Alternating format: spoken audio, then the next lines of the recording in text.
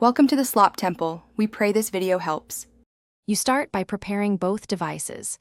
Make sure your iPhone is signed into your Apple ID, Bluetooth and Wi-Fi are on, and both devices are charged.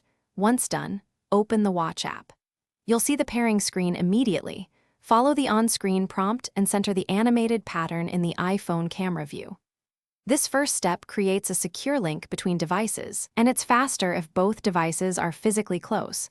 Keep them within a few feet while the handshake completes. Once paired, you choose how to set up the watch.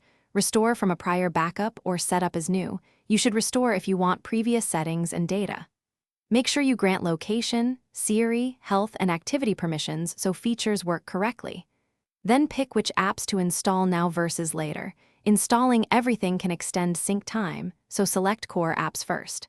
While the watch syncs, don't force close the watch app. Let the progress bar finish to avoid incomplete data transfer. To finish, set a wrist passcode, add cards to Apple Pay if needed, and confirm notification and fitness permissions so alerts appear where you expect them. Test basic functions.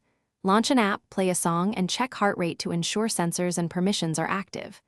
If something still fails, slow sync, apps missing, or pairing errors, unpair the watch, restart both devices, and try pairing again. That reset resolves most problems and preserves backups during restore. Thanks for watching. Consider subscribing if we helped you.